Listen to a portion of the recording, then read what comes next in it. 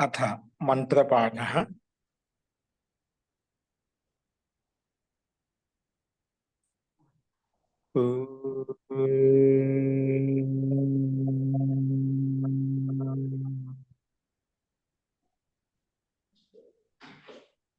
सहनाववतु सहनौ भुनक्तु सह वीर्यं करवावहै तेजस्विनावधीतमस्तु मा विद्विषावहै। ओम शांति शांति शांति।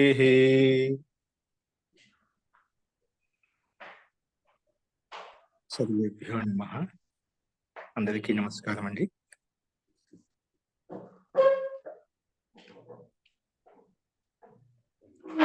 మనము రౌడి దక్షిణానువాద కౌముదిలో 21వ అభ్యాసం వరకు చెప్పుకున్నాము.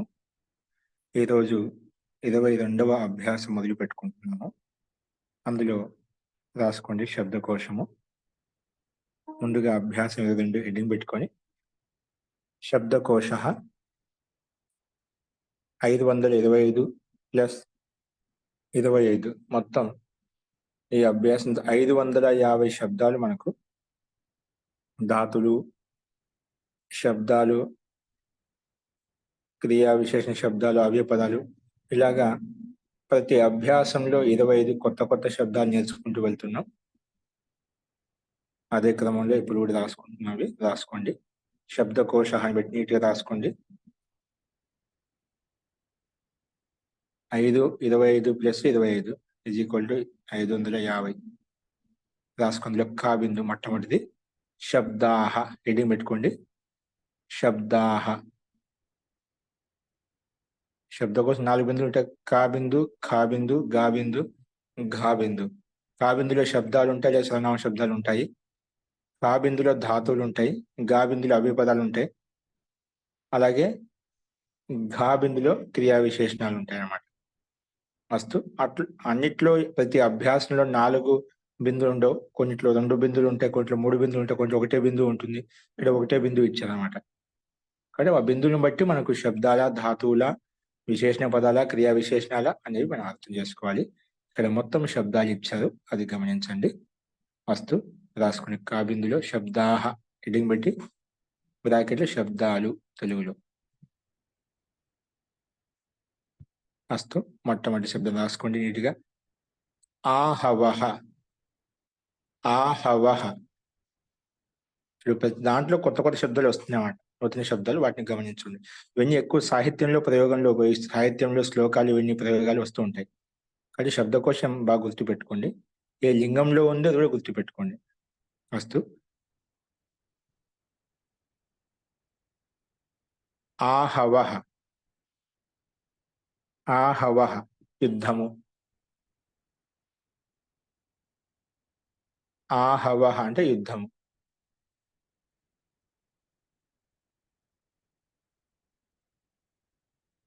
నెక్స్ట్ ప్రహరణం శస్త్రం. ప్రహరణం అంటే శస్త్రం. ప్రహరణం అంటే శస్త్రం.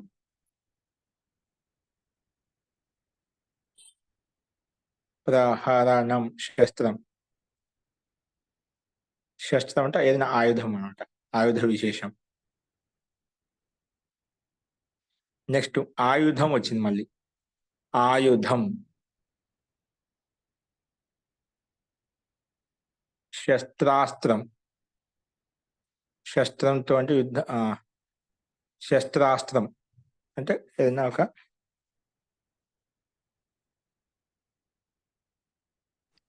ఆయుధమే. అంటే ఒక ఖడ్గం లాంటిది ఏదైనా తీసుకోవచ్చు.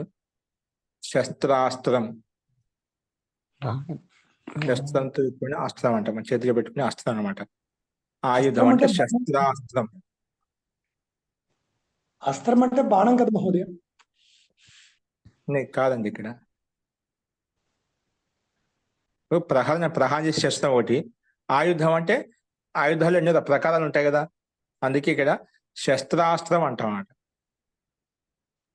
శస్త్రం ఎక్కడనే శస్త్రము అంటే అది భిన్న భిన్న ప్రకారంగా ఉంటుంది, ఆయుధంలో విశేషం అన్నమాట. మహోదయ ఆయుధం శస్త్రాస్త్ర అంటే కోవిదుడు శస్త్రం. అంటారు కదా మహోదయ. శస్త్రంలో ఆయుధం అస్త్రంలో కొలుదుడు. మహోదయ ఆ, మహోదయ దీంట్లో ఆయుధం అంటే అస్త్రము శస్త్రము రెండు కూడా అని అర్థం. అస్త్రం అంటే మనం మంత్రపూర్వకంగా వదిలేది, శస్త్రం అంటే మన బలపూర్వకంగా వదిలేది. గద అది ఉందంటే ఆయుధం, అది విసురుతారు. వాడి యొక్క శక్తి ఎంత ఉంటుందో దాన్ని బట్టి వెళ్తుంది. ఓ బ్రహ్మాస్త్రము, ఆగ్నేయాస్త్రము ఇలాంటి అస్త్రాలు అవి వాటికి మంత్ర ప్రయోగంతో, దానికి బలం అక్కర్లేదు, మంత్ర ప్రయోగంతో చేస్తారు. అస్త్రము శస్త్రము రెండు కూడా ఆయుధాలు అన్నమాట. అది దేని అర్థం. అంటే ఇక్కడ మన శస్త్ర ప్రయోగము అస్త్ర ప్రయోగము రెండు కూడా రెండు. ఆయుధాలే. శస్త్రం అది అస్త్రమైనా కావచ్చు, శస్త్రమైనా కావచ్చు, ఏదైనా ఆయుధం అన్నమాట. అదే భిన్న భిన్నంగా నేను ఆయుధాలనే రెండు భిన్న భిన్న ప్రకారాలుగా అనుకుంటున్నాను. అంటే మనం ప్రహాంచపుడు గద అని చెప్పి బాల అని చెప్పి రకరకాలుగా ఉంటాయి, దాంట్లో అనుకున్నాను. కొన్ని శస్త్రంతో అంటే మనం ఇప్పుడు మంత్రపూర్వకంగా వదిలేటివి కూడా ఉన్నాయి, అది కూడా తీసుకోవచ్చు. కాకపోతే ఇక్కడ స్థూలంగా మనం చెప్పుకున్నాం. ఓకే, అది కూడా ఉండొచ్చు, కరెక్ట్ మీరు చెప్పింది. కానీ అక్కడ మనకి విశేషంగా ఇవ్వలేదు కాబట్టి. కానీ దీంట్లో రకాలు అనుకున్నాను నేను. అస్తు అలాగే రాసుకోండి, శస్త్రాస్త్రం రాసుకోండి. శస్త్రం మీద అస్త్రం మీద అంటే దాంట్లో ప్రకారాలు రెండు ఆయుధాలు మొత్తానికి అయితే శస్త్రాస్త్రం రాసుకోండి. అస్తు, ఉత్తమం. నెక్స్ట్ ఆయుధాగారం అంటే శస్త్రములు ఉంచుకునేటివి, కోశం అంటే కోశం లాంటిది ఒక భవనం. ఆయుధాగారం, ఆయుధాగారం.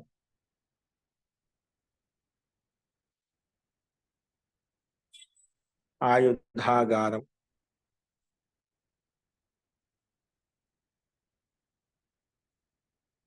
అంటే శస్త్రాగారం, అది శస్త్రాలు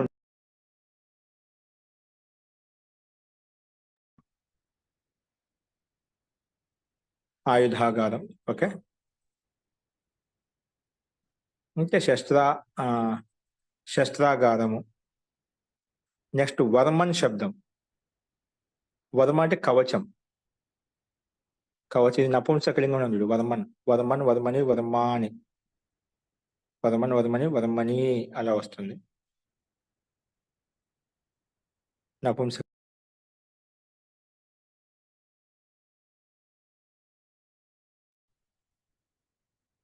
అంటే నపుంసకలింగం ఇది. కవచం, వర్మని కాలుతో కవచం. ఇదే లింగం అంటే నపుంసకలింగం. నెక్స్ట్ కారుముఖం. కారుముఖం ధనుష్. కారుముఖం అంటే ధనుష్.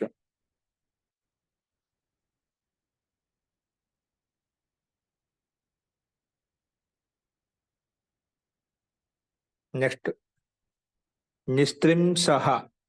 నిస్త్రింసహ అంటే ఖడ్గం. నిస్త్రింసహ అంటే ఖడ్గం. నిస్త్రింసహ అంటే ఖడ్గం. మహోదయ అది నిస్త్రిషః కదా, మకారం ఉందా? పైన బింది ఉంది. ఉందా మహోదయ? కనిపించడం లేదా? నిస్త్రింసహ. కౌక్షేయకః. కృపాన్. కౌక్ష అంటే పిసినాది. కృపాణుడు అంటే కదా కృపాణం. ఇంకోటి అర్థం ఉండొచ్చు అనిపిస్తుంది. కృపాణుడు కాదు ఇక్కడ ఈ సందర్భంలో.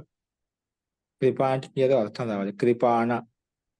కౌక్షేయ అంటే కుక్షిలో పెట్టుకున్న. కుక్షి అంటే కొంచెం అక్కడ నడుము దగ్గర పెట్టుకునే కుక్షిలో పెట్టుకుంటుంటాం అన్నమాట. ఆయుధ విశేషం ఒక స్థాన విశేషం ఉండొచ్చు అన్నమాట. కౌక్షేయక. కృపాణ అంట. కృప అంటే నా స్థాన విశేషం అనిపిస్తుంది. కత్తి. చిన్న కత్తి అనుకుంటా మహోదయ. కృపాణం అంటే చిన్నది. చిన్నది అదే నడుము దగ్గర నడుము మీద వరం కూడా పెట్టుకుంటారు. చిన్న కత్తి కృపాణం అని రాసుకోండి. ఓకే, కౌక్షేయక. నెక్స్ట్ విశిఖ. విశిఖ బాణానికి విశిఖ శబ్దాన్ని ఉపయోగించారు. బాణము చురి అంటారా దాన్ని? అనొచ్చండి, చిన్నదిగా ఉంటుంది.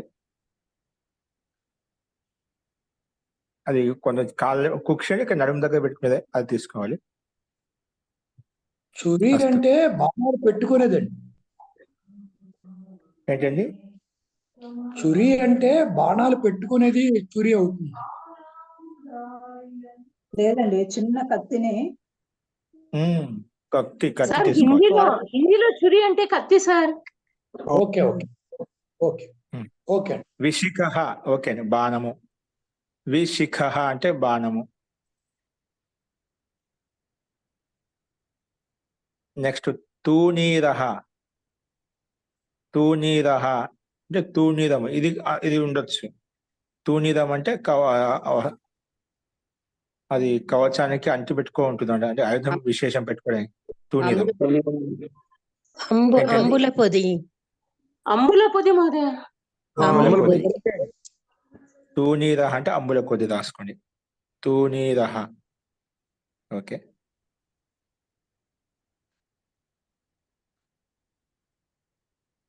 నెక్స్ట్ కరవాలిక.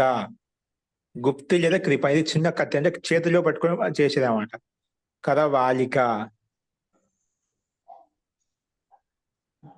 ఈ చేతి దగ్గర పెట్టుకుంటాము. కరవాలిక. గుప్తి అంటున్నాను లేదా కృపాన. ఓ చిన్న కత్తి లాంటిది. ఇది కూడా కరంలోనే ఉంటుంది, చేతుల్లో ఉంటుంది, ఎక్కువ చిన్నగా ఉంటుంది అది కూడా. ఒకసారి చిన్న బ్లేడ్ లాగా పెట్టుకుంటాం, చిన్న కత్తులు వచ్చి ఉంటాయంట. చాలా మంది ఇప్పుడు పెద్దవాళ్ళు ఎక్కువ వాళ్ళకు మొలతాడు కట్టుకో ఉంటారండి. ఇప్పుడు కొంతమంది పెద్దవాళ్ళు ఏదైతే ఉన్నారో ఎప్పుడు వాళ్ళ దగ్గర ఉంటుంటున్నా చిన్న కత్తి లాగా. చొరకత్తి అంటారు. చొరకత్తి. జీ. కరవాలిక. ఓకే. గుప్తి కృపాణం. ఓకే. నెక్స్ట్ శల్యం. శల్యం అంటే బర్చి అంటే. బర్చి అనేది ఏంటి అబ్బా? శల్యం అంటే బర్చి. బర్చి ఏదో చూడాలి మన శల్యం. ఏంటండి? స్థూలం. స్థూలం.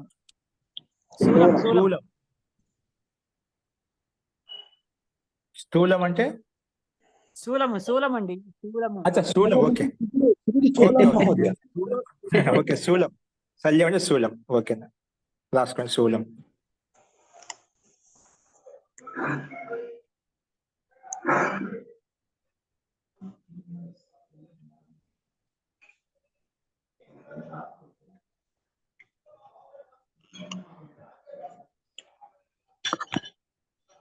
ఓ మాచా, ఇది సైనికుడి దగ్గర ఉంటది కదా బర్షి, అదే కదా?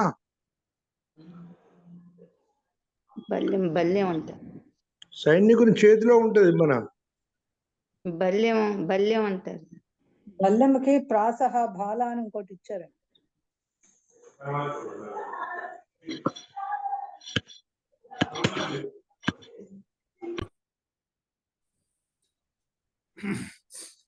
అవును. కౌక్షేయక అంటే ఏం చెప్పారు? కౌక్షేయక చిన్న కత్తె.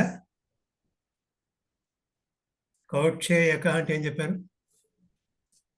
చిన్న వరలో పెట్టే ఆయుధం. చురి.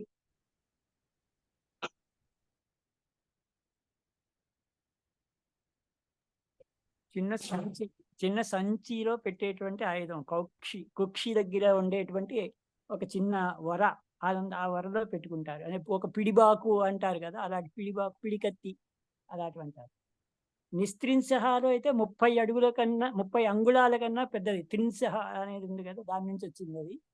30 అంగుళాల కంటే పెద్దగా ఉండే సైజుని నిస్త్రింసహ. అది కత్తే. కత్తే. ఇవన్నీ కత్తులకే. కరవాలిక కూడా కత్తే. ఇవన్నీ కత్తులకే వివిధ రకమైనటువంటి సైజులు అన్నమాట. అంతే. సార్ విశిఖకి ఏం చెప్పారు? 30 అడుగుల కంటే చిన్నదా? నిస్త్రింసహ. త్రింసహ అంటే 30 కదా. నిస్త్రింసహ అంటే 30 అంగుళాల కంటే పొడుగ్గా ఉంటుంది అని. అది కూడా కత్తి లాంటిదే. సార్ విశృంష ఉందా ఇక్కడ వాడు?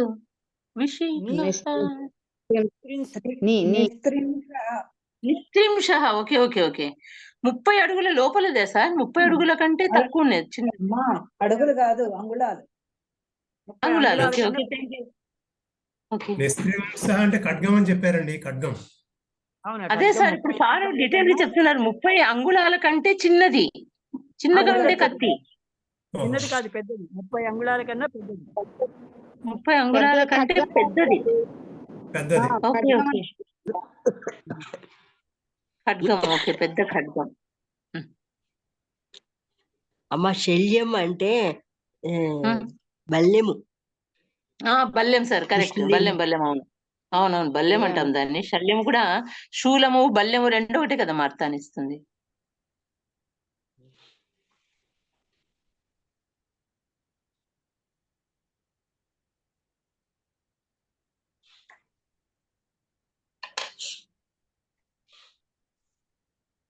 నెక్స్ట్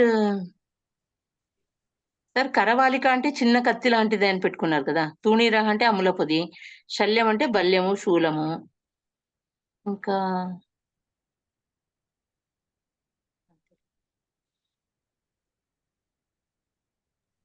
కరవాలిక అంటే ఏం చెప్పారండి? గుప్తి కృపాణం అని చెప్పారు కదా, గుప్తి కృపాణం. కరవాలిక అంటే చిన్న కత్తి లాంటిది సార్.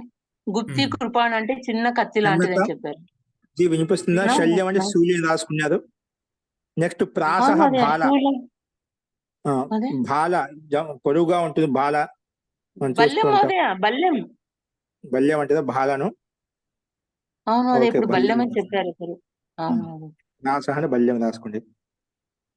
తోమద అంటే గండాస. గండాస అంటే ఇది మిచ్చం లాంటిది అన్నమాట. మిచ్చలా పొడుగుగా ఉంటుంది. గండాస ఏదో వల్ల. తోమదహ గండాస.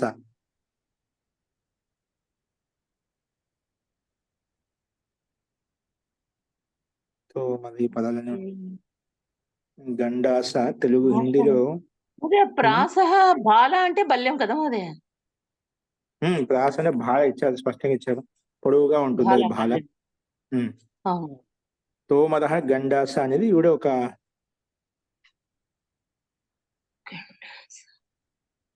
ఇప్పుడు అలాగే రాసుకోండి. దానికి ఏమైనా ఇంకా విశేషణ హిందీ పదం చూద్దాం. కొత్త వచ్చేసింది. గద అంటే గద తెలిసినదే, రాసుకోండి. చురిక మనకు ఎక్కువ ప్రయోగించే చాకు. చురిక చాకు.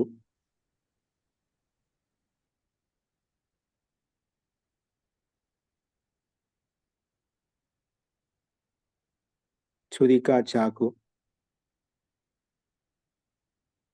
ధన్విన్. ధన్విన్ అంటే ధనుర్ధర్. ధన్విన్ అంటే ధనుర్ధర్. ధన్విన్ అంటే ధనుర్ధరుడు. ధనుర్ధరుడు, ధనుర్ధారుడు. ధనుర్ధారుడు లేదా ధనుర్ధరుడు. శరవ్యం అంటే లక్ష్యం. శరవ్యం అంటే లక్ష్యం.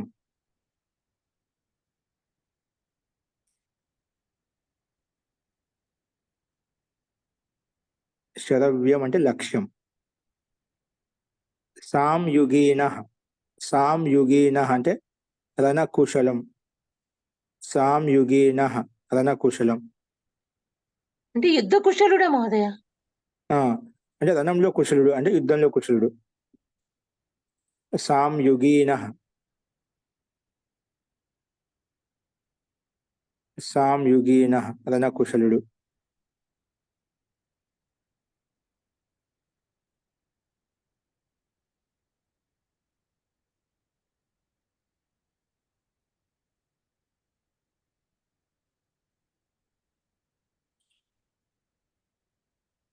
సాంయుగీన రణకుశలుడు.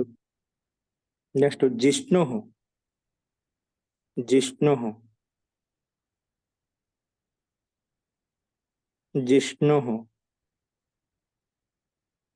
పుల్లింగము విజయి.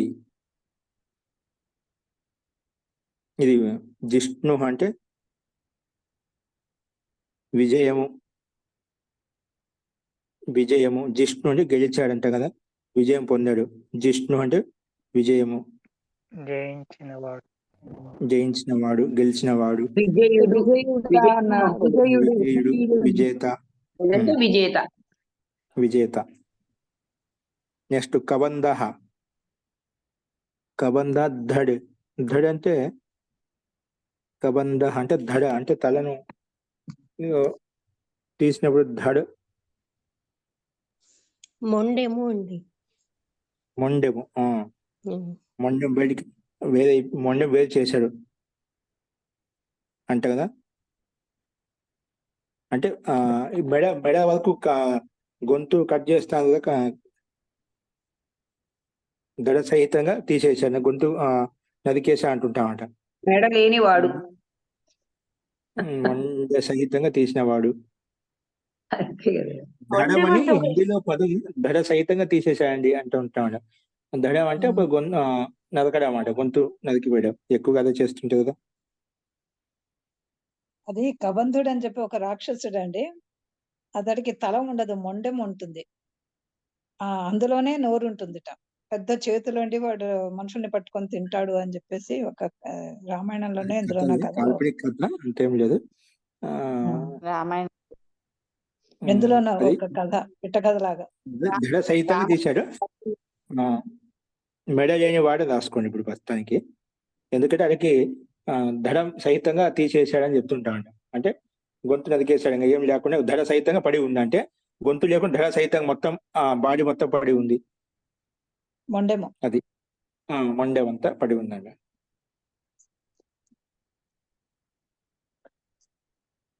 నెక్స్ట్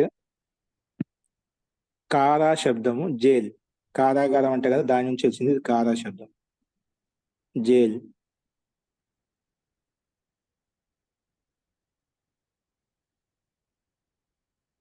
కారాగారం. కారా శబ్దం జైల్, కారాగారం. హస్తిపాక. హస్తిపక. ఆక కాదు, అస్థిపక. మావటివాడు. మహావతి అంట. అంటే ఏనుగును మావటివాడు, ఏనుగులు తోలేవాడు. మావటివాడు మహోదయ. మావటివాడు రాసుకోండి. అస్థిపక మావటివాడు. సాదిన్. సాదిన్ గుడు సవార్. అంటే గుర్రం మీద ఎక్కి సవారం చేసేవాడు. అంటే రౌతు. రౌతు రాసుకోండి. సవారి, గుర్రపు సవారి. సాధిన్.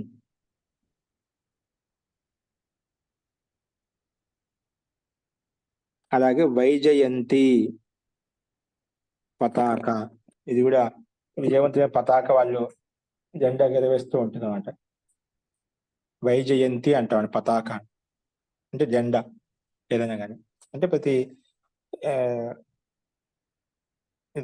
ఒక్కొక్క రాజుకి, ఒక్కొక్క రాజ్యానికి ఒక భిన్నమైన పతాకం అని చూస్తున్నా. అలాగా పతాక. వైజయంతి శబ్దం స్త్రీలింగము. వైజయంతి అంటే పతాక అంటే జెండా. ఇవాళ జెండాని ఎగురవేశాము. వైజయంతి ఎగురవేశామని ఏమంటారు?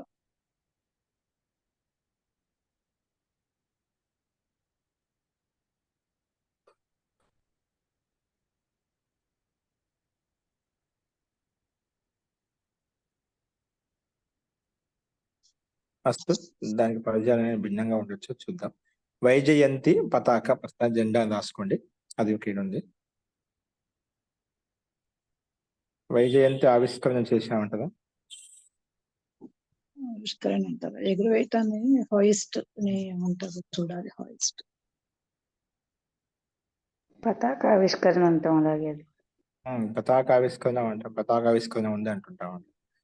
జెండా ఆవిష్కరణ అంటే జెండా ఎగరవేయటం అని. ఆవిష్కరణ విస్తరింప చేయడం, ఎగరవేయటం, ఆవిష్కరించడం అంటే సందర్భం ఉపయోగిస్తాం. అస్తు, ఇవి మనకు శబ్దకోశంలో ఇవి యుద్ధానికి సంబంధించిన రణక్షేత్రంలో, యుద్ధక్షేత్రంలో ఉపయోగపడే వస్తువులు, అటువంటి వ్యక్తుల గురించి ఇక్కడ శబ్దకోశం అంతా ఇవ్వబడింది అన్నమాట.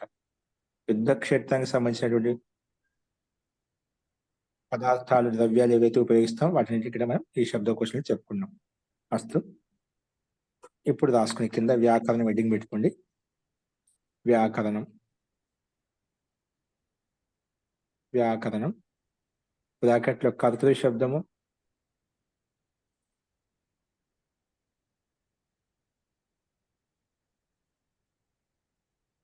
కమ గురుగారు కురు ఉన్మాయతి ఉన్నామయతి ఉద్ఘాటిత ఇట్లాంటి శబ్దాలు ఉన్నాయండి ఆయుష్కి.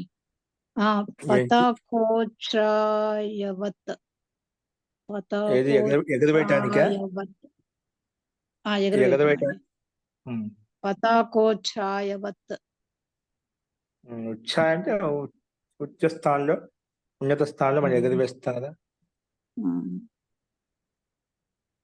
ఓకే అస్తు. ఉన్నాయతినా భగిని? ఉన్నామయతి ఒకటి ఉందండి. ఉద్ఘాటిత ఉద్ఘాటిత అన్నప్పుడు ఇంకా వీడిని ఉద్ఘాటన చేసేదంటే ఆవిష్కరణ పదం కూడా ఉపయోగించవచ్చు. ఉన్నాయతి అంటే ఉన్నతంగా ఎగురుతున్నది, ఉన్నతంగా ఉన్నది.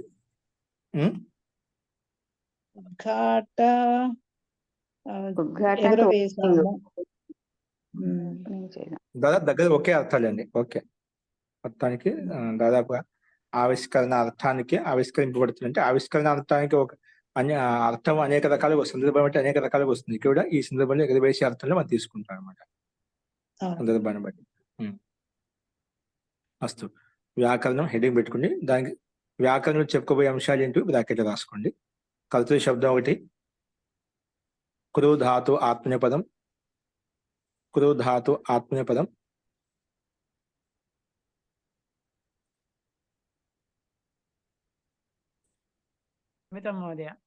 బహువిధి సమాసం. బహువిధి సమాసం గురించి ప్రస్తావించుకుందాం. బహువిధి సమాసం గురించి చెప్పుకుందాం. ఏంటండి ఇవాళ మనం చేసినది జెండాని ఎగరవేయడం అంటారు, జెండాని ఆవిష్కరణం చేయడం అంటారు. రిపబ్లిక్ డే నాడు చేసింది ఆవిష్కరణ, ఇండిపెండెన్స్ డే నాడు చేసింది ఎగరవేయడం అన్నమాట. ఆ రెండింటికి తేడాలు ఉన్నాయి. ఇవాళ చేసింది ఆవిష్కరణ అంటే పైన కట్టేసి దాన్ని అన్ఫ్లర్ చేస్తారు, అంతే, ఓపెన్ చేస్తారు, పైన కట్టేసి ఉంటుంది. ఇది కింద నుంచి కింద కట్టి దాన్ని పైకి లాగుతారు దినోత్సవం నాడు. ఆ రెండింటికి డిఫరెన్స్ ఉంది. ఓకే, ఉత్తమం. ఈ విషయం మనం గమనించినట్లు ఎప్పుడు గమనించి ఉన్నాం. ఒక ముఖ్య బిందువు చెప్పారు వీరు. అంటే మన సహజంగా సామాన్యంగా అంటే ఉండదు, తెలిసి ఉంటుంది, కానీ మన ఇటువంటి బిందువు మీద మనం సహజంగా అనుకోమన్నమాట. సామాన్యంగా అన్నింటినీ ఒక రకంగా తెలియకపోవచ్చండి. ఈ మామూలుగా ఎట్లా ఎగరవేస్తారో అట్లాగే ఎగరేస్తున్నారు. ఈ డిఫరెన్స్ పాటిస్తున్నట్టుగా నాకు అనిపించలేదు. తెలియక యాక్చువల్లీ అన్ఫ్లర్ అంటే ఓన్లీ ఆవిష్కరణ అన్నమాట, అంతే. డిఫరెన్స్ లేకుండా ఉండదండి. పెళ్లి చావు ఒకలా ఉండదు కదా. కానీ తేడా తెలియకపోతే ఎగరవేయటమే చేస్తున్నారు.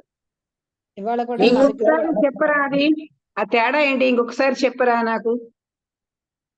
అమ్మా, ఆగస్టు 15వ రోజున ఎగరవేసేదాన్ని. మనకు ఆంగ్లేయుల పరిపాలన నుంచి విముక్తి పొందాం కదా. విముక్తి పొందినాం కాబట్టి ఫస్ట్ పై నుంచి కిందికి వచ్చి కింద నుంచి మళ్ళీ పైకి పోతుందమ్మా. కింద నుంచి పైకి పోయేది ఆగస్టు 15. జనవరి 26 డైరెక్ట్ గా ఎగురుతూ ఉంటుంది.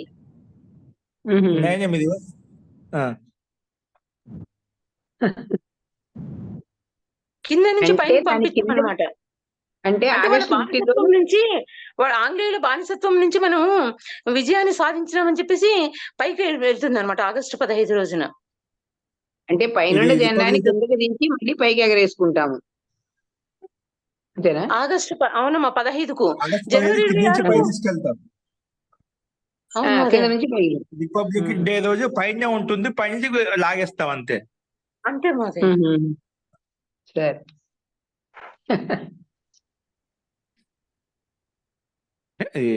తెలిసి ఉంటుంది, కానీ ఈ బిందువు అంత ఫోకస్ చేయము. సామాన్యంగా టీచర్ గారు కదా, బాగా తెలుస్తుంది మేనా గారు. ఈ విషయం నేను కూడా ఎప్పుడు గమనించలేదు, చెప్తే నాకు కూడా కొంత అంటే ఎప్పుడు గమనించలేదు. అన్ని ఒకే విధంగా మైండ్ లో ఉంటాను.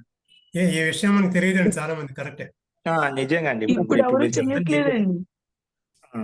నేను చేస్తున్నాను, గమనించండి. అక్కడ దాదాపుగా ప్రిన్సిపల్స్ కి అధికారం ఉంటుంది, వాళ్ళు సహజంగా వాళ్ళు చేస్తూ ఉంటారు. అక్కడ లాగితే పూలు పడతాయి. కింద నుంచి మూట కట్టి పైకి పంపిస్తారు, అక్కడ లాగితే పూలు పడతాయి. అందులో అవును. పెట్టిన మహోదయ, పూలు.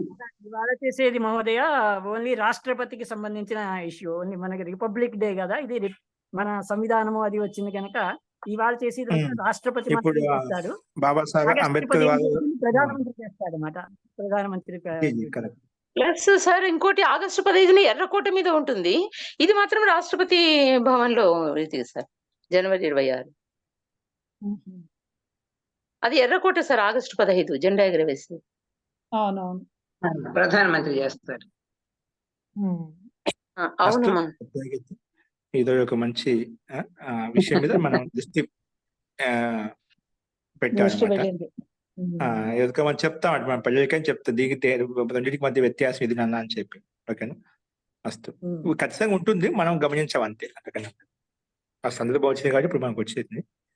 అస్తు అస్తు మహోదయ. సంతోషం. అస్తు ఈ వ్యాకరణం రోజే ఏంటి? జెండా కూడా వచ్చింది మహోదయ. మన లెసన్ లో కూడా ఈ రోజే జెండా వచ్చింది మహోదయ. అందుకే సందర్భం బట్టి మనకి ఇలా కొత్త బిందు ప్రకాశించాలి. అస్తు అందుకే అలాగా మనం ఒక నిష్ఠాగా ఉన్నప్పుడు అన్ని సమయము సందర్భం రెండు కలిసే మహోదయ ఈ రోజు కలిసి వచ్చాయన్నమాట. ఈ రోజు మీనా గారు కూడా చక్కగా క్లారిఫై చేశారు. మీనా గారు రావటం కూడా గొప్పతనమే, నెట్ ఉండటం. సంతోషం. మహోదయ, తోమరహ అంటే గండాస కదా, పశువులకు వేయు దంట్లు నరికెడు చేతి కత్తి అని ఉంది. తోమరహ తూనీరహ అంటేనా? దాన్ని గండాస చేతి కత్తి అంటే పశువుల మేతని కట్ చేసేటటువంటి చేతి కత్తిట. అంటే ఓకే అండి, ఓకే గుర్తుకొచ్చేసింది. గండాస అంటే ఒక కత్తిలాగా ఉంటుంది, మన చేతికి మన గొడ్డలి కాకుండా గొడ్డలి స్థానంలో ఉపయోగిస్తాం. ఓకే, ఇప్పుడు నాకు కూడా గుర్తుకొచ్చింది. ఇక్కడ ఉన్నప్పుడు గండాస తీసుకొచ్చింది. కొడవలిలాగానే ఉంటుంది, కొడవలి పలుసగా ఉంటుంది. ఇది గండాస అనేది కొంచెం బలంగా ఉంటుంది. మనకు చెట్లు నరకడానికి అడవుల్లో కొండల్లో ఇది ఎక్కువగా ఉపయోగిస్తుంటది అన్నమాట. చెట్లు పెద్ద పెద్ద చెట్లు నరకడానికి గండాస అంటుందని. బాగా కత్తి గండాస. ఇంకోటి ఏంటంటే మనకు గడ్డి నరికేటువంటి గడ్డి మిషన్లు వచ్చాయి ఇప్పుడు. ఆవులు పశువులు ఎక్కువగా ఉండే వాళ్ళకి మిషన్లు ఉన్నాయన్నమాట గడ్డి కట్ చేయడానికి. దాంట్లో గండాస ఉంటుంది, పెద్ద కత్తిలాగే ఉంటుంది, బలంగా దృఢంగా గట్టిగా ఉంటుంది, దాన్ని గండాస అంటాం. ఓకే అండి. కొబ్బరి బండలు కొట్టి కట్టే మహోదయ. అదే అదే అది బలంగా ఉంటుంది. ఇంకా కొన్ని దాని కూడా బలంగా ఉంటుంది, అది తీసుకోవచ్చు అండి. ఓకేనా, దాని కూడా ఇంకా బలంగా ఉంటుంది. ప్రాస అంటే ఏంటి మహోదయ? బాల చేతిలో పొడవుగా ఉంటుంది చూడండి, బాల. బాల మహాభారతులు ఎవరు ఉపయోగిస్తారు? ఈ యుధిష్ఠిరుడు ధర్మరాజు మహోదయ. ధర్మరాజు యుధిష్ఠిరి గారి యొక్క ఆయుధం బాల. దాని భల్లా అంటారు, బాలనే భల్లా అంటున్నారు. ఓకేనా, ఈటే అని ఉందండి డిక్షనరీలో. ఏంటండి? ఈటే అని ఉందండి ఈటే ఉంది డిక్షనరీలో. ఈటే అని ఉంది. అంటే బల్లెమండి, బల్లెము ఈట. తాత్పర్యం వచ్చేసింది మనకు.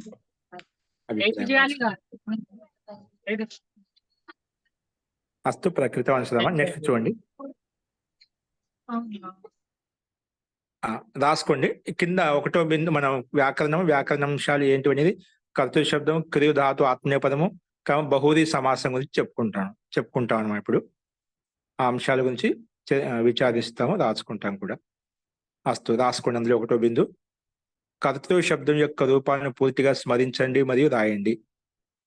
కర్తృ శబ్దం యొక్క రూపాలను పూర్తిగా స్మరించండి మరియు రాయండి. కర్తృ శబ్దం యొక్క రూపాలను పూర్తిగా స్మరించండి మరియు రాయండి.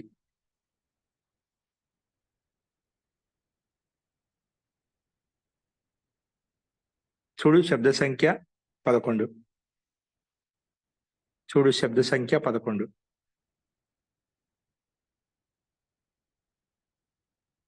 చూడు శబ్ద సంఖ్య 11.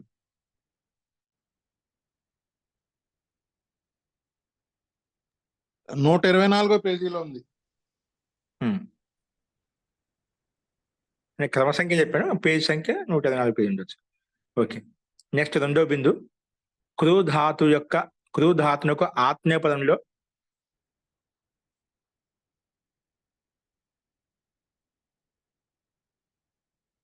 క్రూ ధాతునకు ఆత్మనేయ పదంలో 10 లకారముల యొక్క రూపాలను రాయండి మరియు స్మరించండి. క్రూ ధాతువునకు ఆత్మనేయ పదంలో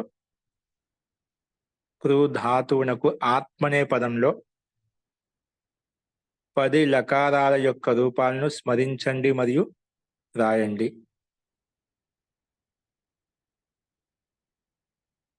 10 లకారాల యొక్క రూపాలను స్మరించండి మరియు రాయండి.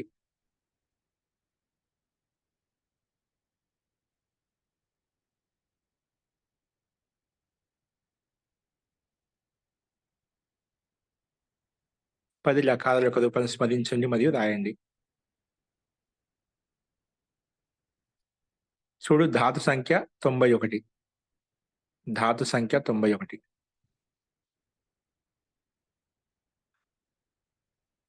అస్తు రాసుకోండి, నియమాలు రాసుకోండి.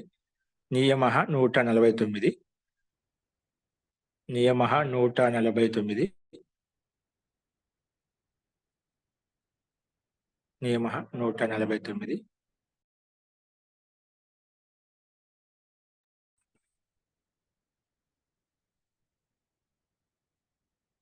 రాసుకున్నాం. అనేక మన్య పదార్థే. మనం బహుళ సమాసం చెప్పుకున్నాం కదా, కాబట్టి బహుళ సమాసానికి సూత్రం ఏంటి? అనేక మన్య పదార్థే. అనేకం అన్య పదార్థే. గతంలో మనం బహుళ సమాసం చెప్పుకున్నాము, తత్పురుష సమాసం చెప్పుకున్నాము, బహుళ సమాసం చెప్పుకుంటున్నాం. రాసుకున్నాం. అనేకం అన్య పదార్థే. ఈ అవిభావ సమాసం ఏది ప్రధానంగా ఉంటుంది? అవిభావ సమాసంలో పూర్వపదం ప్రధానంగా ఉంటుంది చెప్పుకున్నాం. అంటే అవ్యయానికి ప్రాధాన్యత ఉంటుందని చెప్పుకున్నాం. అలా అవ్యయానికి ప్రాధాన్యత ఉంటే దానికి అవిభావ సమాసం చెప్పుకున్నాం. తత్పురుష సమాసంలో ఉత్తర పదానికి ప్రాధాన్యత ఉంటుంది, అంటే ఉత్తర పదం యొక్క అర్థానికి ప్రాధాన్యత ఉంటుంది చెప్పుకున్నాం. అలా ఉత్తర పదం యొక్క అర్థం ప్రధానంగా ఉంటుందని తత్పురుష సమాసం చెప్పుకున్నాం. మూడోది ఏది ప్రధానం ఉంటుందంటే అన్య పదార్థ ప్రధానో బహువ్రీహి. బ్రాకెట్ రాసుకుని పక్కన ఇచ్చాడు. అంటే ఇక్కడ ఇచ్చిన పూర్వపదం కాకుండా, ఉత్తర పదం కాకుండా వేరే శబ్దానికి ప్రాధాన్యత ఉంటుందట. ప్రాధాన్యత ఉంటే దాన్ని, వేరే శబ్దానికి ప్రాధాన్యత ఉంటే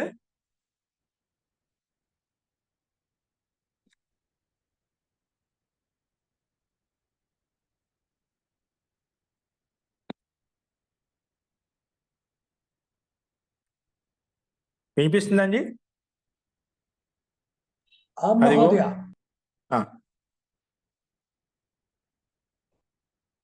అస్తు. అన్య పదార్థ ప్రధానో బహువ్రీహి. అన్య పదార్థ ప్రధానో బహువ్రీహి. అన్య పదార్థ ప్రధానో బహువ్రీహి.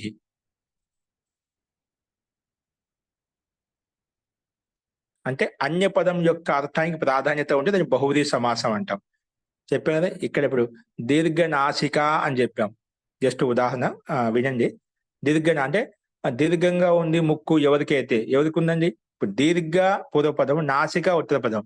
దీర్ఘ నాసిక యస్యాహ, యస్య. దీర్ఘంగా ఉంది, పెద్దగా ఉంది ముక్కు ఎవరికైతే, అంటే ఎవరికై ఉండొచ్చు అది. అంటే ఇక్కడ పూర్వపదం చెప్పడం లేదు, ఉత్తర పదం చెప్పడం.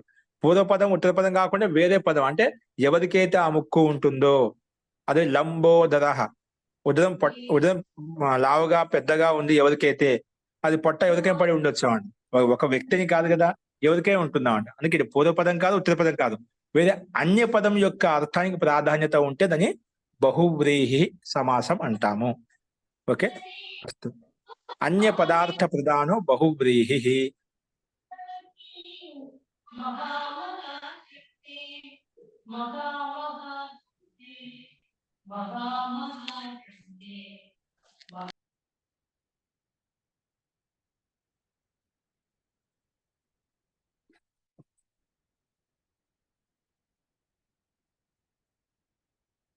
రాసుకున్నదండి అన్య పదార్థ ప్రధానం బహువ్రీహి.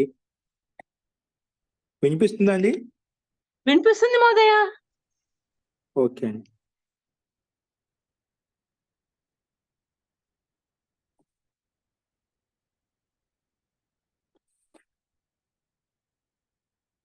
ఏ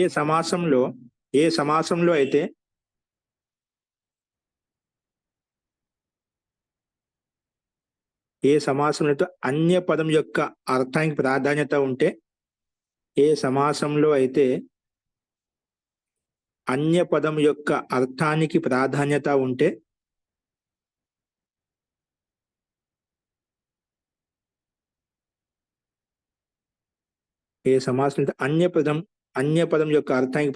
ఉంటే అన్య పదం యొక్క అర్థానికి ప్రాధాన్యత ఉంటే దాన్ని బహువ్రీహి సమాసం అంటాము. దాన్ని బహువ్రీహి సమాసం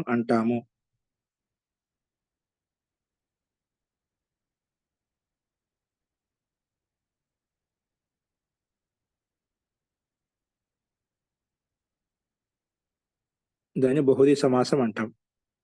ఈ బహువ్రీహి సమాసం చేసినప్పుడు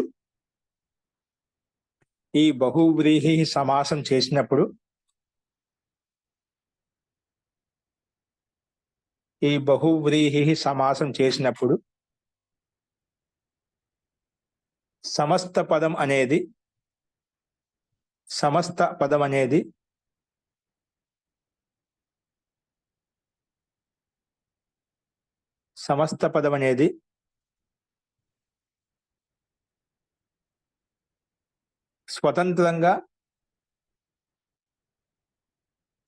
పదం అనేది స్వతంత్రంగా అర్థాన్ని బోధించదు. సమస్త పదం అనేది స్వతంత్రంగా తన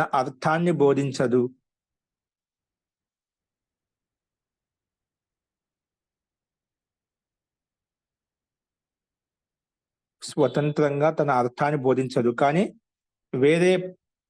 వేరే పదం యొక్క వేరే అర్థాన్ని బోధిస్తుంది.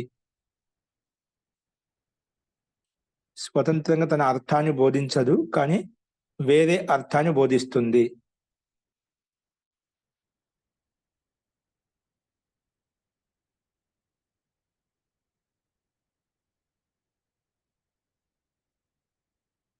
ఇంకా ఈ సమస్త పదం అనేది ఈ బహువ్రీహి సమాసం యొక్క సమస్త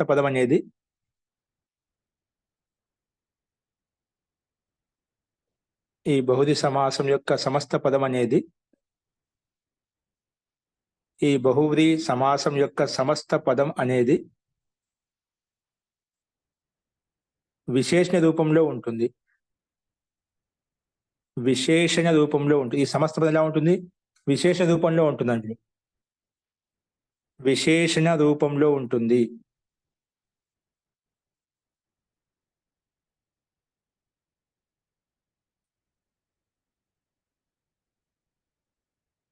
విశేషణ రూపంలో ఉంటుంది.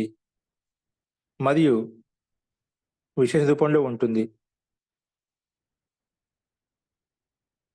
ఇంకా ఈ సమాసాన్ని గుర్తించాలి అంటే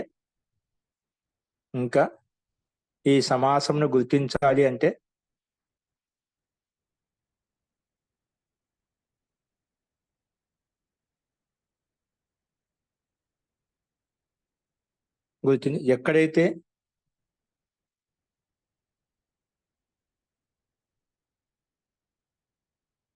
యత్ శబ్దం యొక్క ప్రయోగం ఉంటుందో,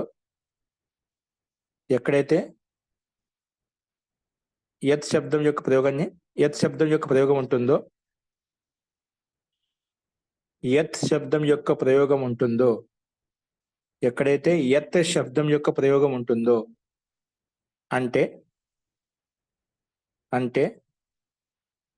యం, యత్ శబ్దానికి శబ్దరూపం యం, యా పెట్టి పైన బిందు పెట్టేది యం. తెలుగు రాయదు, సంస్కృతం. యం కామ ఏన కామ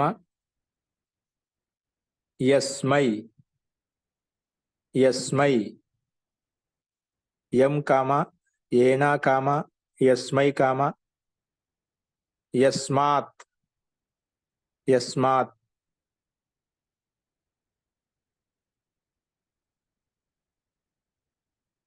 కామ యస్య యస్య కామ యస్మిన్. ఇలా ఉంటే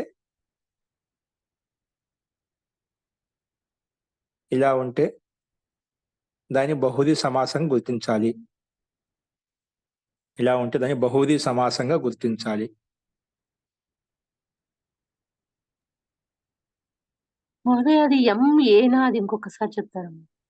యం ద్వితీయ భక్తి ఏకవచనంలో యమ్ము, తృతీయ భక్తి ఏకవచనంలో ఏన, చతుర్థి భక్తి ఏకవచనంలో యస్మై, పంచమీ భక్తిలో యస్మాత్, షష్ఠిలో యస్య, సప్తమిలో యస్మిన్. యహ యౌ యే యం యౌ యాన్ ఏన యాభ్యాం యైః యస్మై యాభ్యాం ఏభ్యః యస్మాత్ యాభ్యాం ఏభ్యః యస్య యయోః యేషాం యస్మిన్ యయోః యేషు. అంటే ఇలాంటి యత్ శబ్దం యొక్క ప్రయోగం రూపంలో విగ్రహవాక్యం ఉంటే, అందుకే ఇక్కడ ఇలా విగ్రహవాక్యం ఉంటే దాన్ని ఇలా విగ్రహవాక్య రూపంలో ఉంటే అని రాసుకో. ఇక్కడ నేను ఇలా ఉంటే అని చెప్పిన, ఇలా ఉంటే అనే దానికి పక్కనే ఇలా విగ్రహవాక్యంలో ఉంటే, ఇలా విగ్రహవాక్యంలో ఉంటే దాన్ని బహువ్రీహి సమాసంగా గుర్తించాలి. దాన్ని బహువ్రీహి సమాసంగా గుర్తించాలి. పుల్లింగ విభక్తులు ఎందుకు చెప్పారు మహోదయ? స్త్రీలింగ విభక్తులు ఉండవా? ఏంటండి? యస్యాహ అలా ఉండవా? పుల్లింగ విభక్తులే చెప్పారు ఎందుకని? ఎత్తంటే మూడు వస్తాయి. మూడు లింగాలు ఉపయోగించుకోవచ్చు అండి. జస్ట్ ఒక చెప్పాను, ఎక్కువ ఇట్లే ఉంటాయి పుల్లింగాలు. ఎత్తని యస్యాహ తీసుకోవచ్చు. వివక్షని బట్టి ఇప్పుడు దీర్ఘ నాసిక అన్నా అనుకో, అక్కడ యస్యాహని వస్తుంది. మిత్రం శబ్దం ఉందనుకోండి, దీర్ఘ నాసికం మిత్రం. ఓకేనా? ఇప్పుడు దీర్ఘ నాసిక గౌరీ, దీర్ఘ నాసిక యశోద అలా అంటుంటాం కదా. అంటే ఆ స్త్రీని చెప్తున్నామట. దీర్ఘ నాసిక రామ, దీర్ఘ నాసిక కృష్ణ, ఏదో ఒకటి పేరు పెట్టుకోవాలి. అందుకేంటి, ఇది విశేషణంగా పనిచేస్తుంది. ఇప్పుడు దీర్ఘ నాసికది, ఆ దీర్ఘ నాసిక ఎవరికి, ఏ వ్యక్తికే ఉండొచ్చు ఆ వ్యక్తి పేరు. అంటే ఇది విశేషణంగా ఎవరికి విశేషణంగా ఉంది? ఆ వ్యక్తి ఎవరైతే స్త్రీ కావచ్చు, పురుషుడు కావచ్చు, ఆ వ్యక్తిని ఇక్కడ చెప్పుకుంటున్నాం. అంటే ఇది ఈ సమస్త పదం బహువ్రీహి సమాసం యొక్క సమస్త పదం అనేది విశేషణంగా పనిచేస్తుందని చెప్పుకున్నాం. అందుకే ఇది విశేషణ రూపంలో వస్తుంది సమస్త పదం. ఎందుకంటే తన స్వతంత్ర తన అర్థాన్ని బోధించడం లేదు, వేరే అర్థాన్ని బోధిస్తున్నామట. ఆ సమస్త పదము వేరే అర్థాన్ని బోధిస్తుంది. దీర్ఘ నాసిక ఎవరికైతే ఉందో అంటున్నామట, వారిని. లంబ ఉదర యస్య, ఇలాగా యస్య ఏన యస్మిన్, ఇలాగ విగ్రహవాక్యం ఇలా విడగొట్టుకుంటాం. ఇలా విడగొట్టుకుంటుందని బహువ్రీహి సమాసంగానే తీసుకోవాలి. యత్ శబ్దం యొక్క ప్రయోగంతో విడగొట్టుకున్నట్లయితే, విగ్రహవాక్యం చెప్పినట్లయితే దాన్ని అది బహువ్రీహి సమాసం గుర్తించాలి. అస్తు.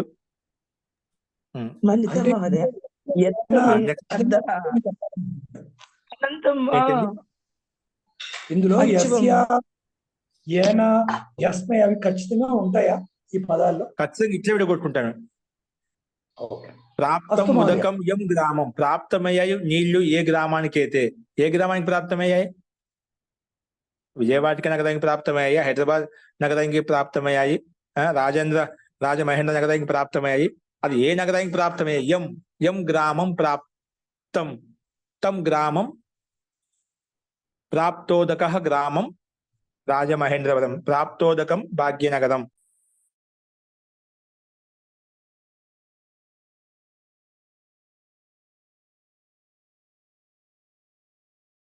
అస్తు మహోదయ. మహోదయ, ఇలా విగ్రహవాక్యం ఉంటే దాన్ని బహువ్రీహి సమాసం అంటామా?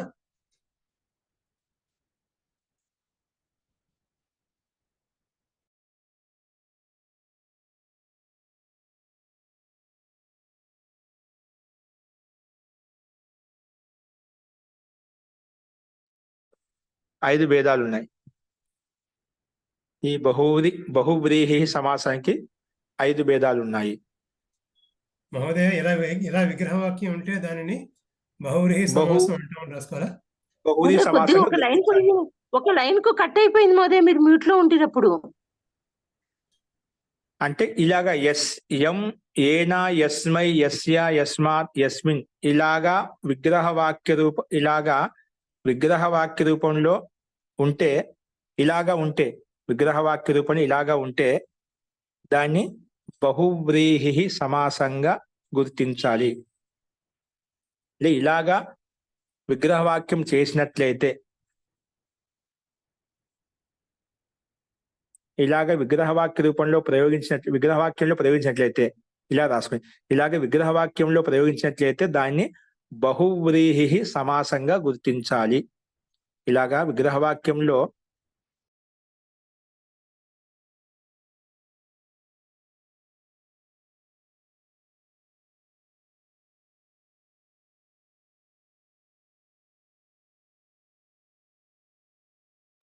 ఈ బహువ్రీహి సమాసానికి 5 భేదాలున్నాయి. ఈ బహువ్రీహి సమాసానికి 5 భేదాలున్నాయి. ఈ బహువ్రీహి సమాసానికి 5 భేదాలు ఉన్నాయి. అవేంటో మనం రేపు రాసుకుని ఒకటి మనకు సమానాధికరణ బహువ్రీహి సమాసం, వ్యధికరణ బహువ్రీహి సమాసము, సహార్థక బహువ్రీహి సమాసము, కర్మ వ్యతిహార బహువ్రీహి సమాసము, నై మరియు ఉపసర్గతో యుక్తమైనటువంటి సమాసం. అవేంటో క్రమంగా 5 పేర్లు రాసుకొని వాటి యొక్క ఒక్కొక్క తాత్పర్యం చెప్పుకుంటూ వాటి యొక్క ఉదాహరణతో మనం చూద్దామండి. అస్తు శాంతి పాఠ. అస్తు మహోదయ.